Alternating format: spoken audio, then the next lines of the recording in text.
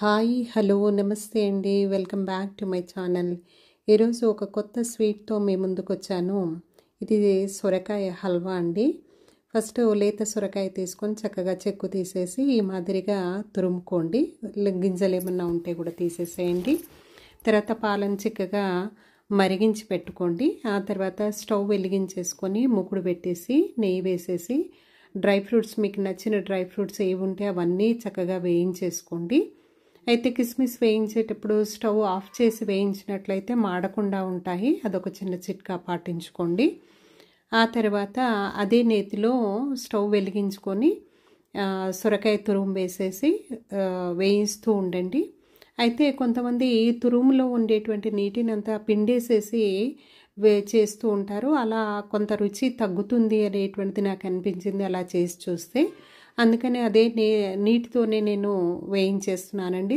Nearly 10 minutes పైన పడుతుంది. నేను కొంత క్వాంటిటీ తీసుకున్నాను కాబట్టి.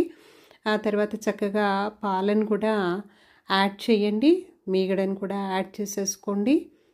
తర్వాత చక్కగా పాలంతా ఇంకిపోయేంత వరకు కూడా ఉంచండి.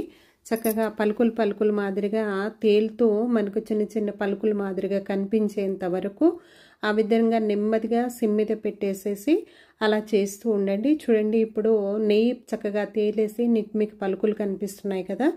ఇప్పుడు దీనికి ఈ క్వాంటిటీకి నాకైతే ఒక చిన్న టీ గ్లాస్ షుగర్ సరిపోతుంది కాబట్టి నేను ఒక షుగర్ యాడ్ చేశాను. చక్కగా కదపండి.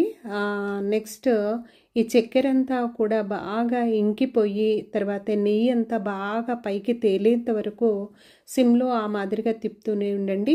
ఇప్పుడు కాస్త ఇలాచీ పొడిని కూడా యాడ్ చేయండి. ఆ మాదిరిగా యాడ్ చేసిన తర్వాత మరికొంత టేస్ట్ కోసం మరికొంచెం నెయ్యిని యాడ్ చేయండి. నెయ్యి అనేటువంటిది బాగా పైకి తేలొచ్చేంత వరకు నీరంతా ఇంకిపోయి తర్వాత నెయ్యి తేలేంత వరకు అలా వెయిట్ చేయండి. అంతే అండి. ఇప్పుడు వేయించి పెట్టుకున్న డ్రై ఫ్రూట్స్ యాడ్ చేయండి. టేస్టీగా ఉండేటువంటి, హెల్తీగా ఉండేటువంటి, పిల్లలందరూ నచ్చేటువంటి హల్వా రెడీ అయిందండి. Thank you for watching.